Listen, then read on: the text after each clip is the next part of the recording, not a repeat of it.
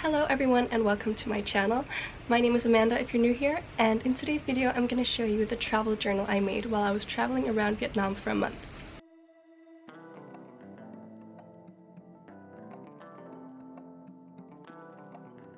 Here are the first few pages of my journal.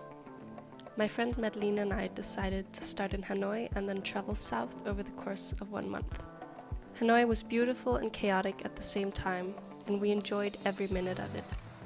We spent 5 days here, and it was just the right amount of time to see all the important sights and experience the city without being rushed.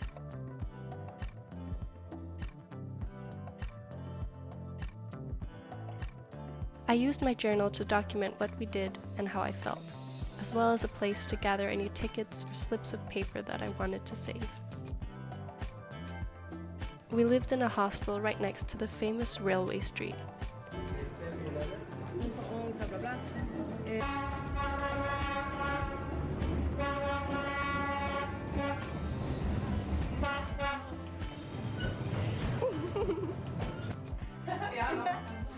The hostel is called Tomodachi House, and this is where we met our first traveler friends that we would eventually run into 5 separate times over the next month.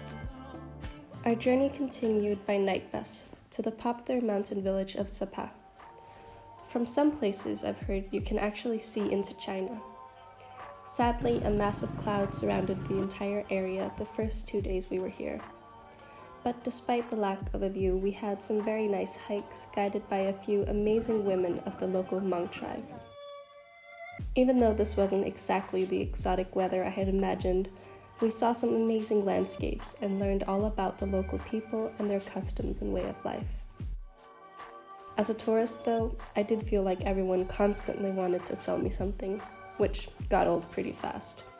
After one overnight in Hanoi, we jumped back on the bus and headed towards the ocean. This is Halong Bay. Probably one of the most scenic places in Vietnam. We had an amazing time staying on the island of Cat Ba. This is a true backpacker's paradise, as it's super cheap and not overly touristy, yet. On the island we went hiking in the national park, one of the coolest views I've ever had, and exploring in the mini caves.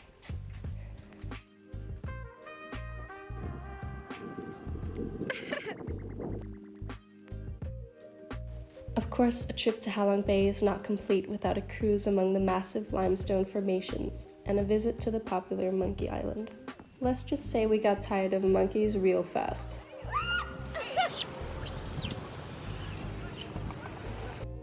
We left Cat Ba after 4 days, although we would have had no problem spending twice the amount of time here. But we only had 2.5 weeks left to see the rest of the country.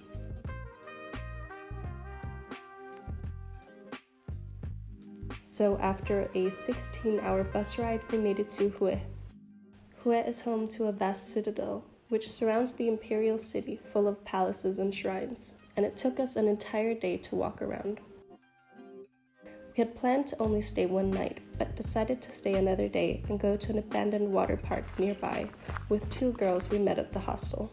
Even though the park was supposedly abandoned, there were quite a few tourists and teenagers hanging out there, as well as a few very friendly cows. It was quite a surreal experience walking through what was once a water park, now covered in graffiti and broken glass. After 2 eventful and exciting days, we once again grabbed the bus and headed a few hours south to the town of Hoi An. Hoi An ended up being one of our favorite cities in Vietnam. We stayed here an entire week because we loved it so much. Our hostel was extremely social and had free tours every day. We joined the bike tour, and it was so cool to see a bit of the countryside as well.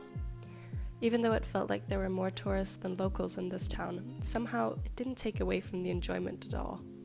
The streets were lined with lanterns, and we just happened to be there during their lantern festival. Needless to say, I felt like I was entangled.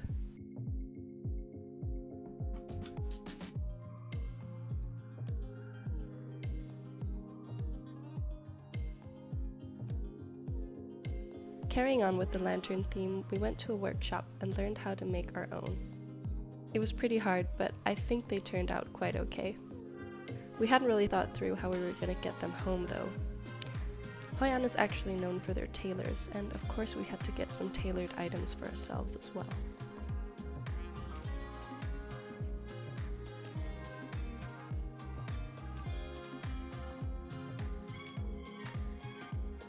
This next stop I will not go into a lot of detail with. It was a random town we decided to visit called Kinong, and it was the opposite of Hoi An.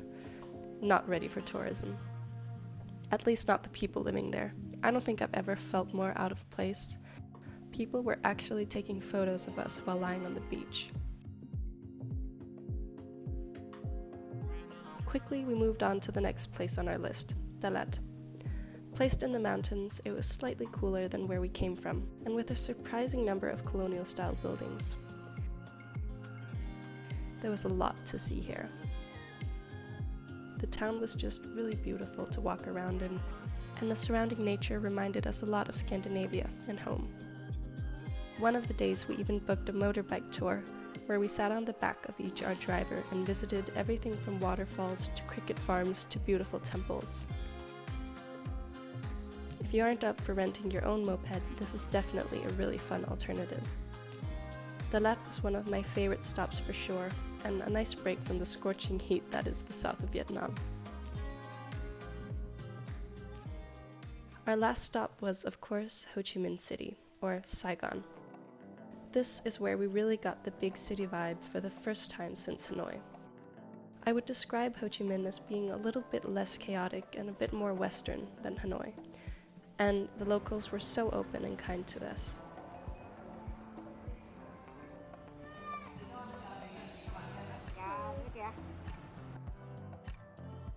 We wanted to take a day trip to the Mekong River, so we booked a one-day tour. It was quite fun seeing this part as well, even though many of the places we went were specifically catered toward tourists. If you ever have a month, or even a few weeks, traveling around Vietnam was one of the craziest and best experiences of my life.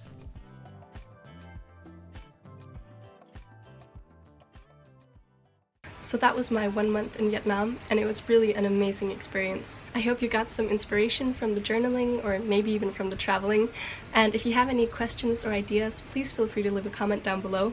And otherwise, I'll see you in my next video. Bye! Also, can we just talk about this place? But I won't, 'cause I got better things to do. Rather spend my precious time chasing somebody who loves me too. If I got $1 for every time you slam the door, I would be the richest girl alive, live.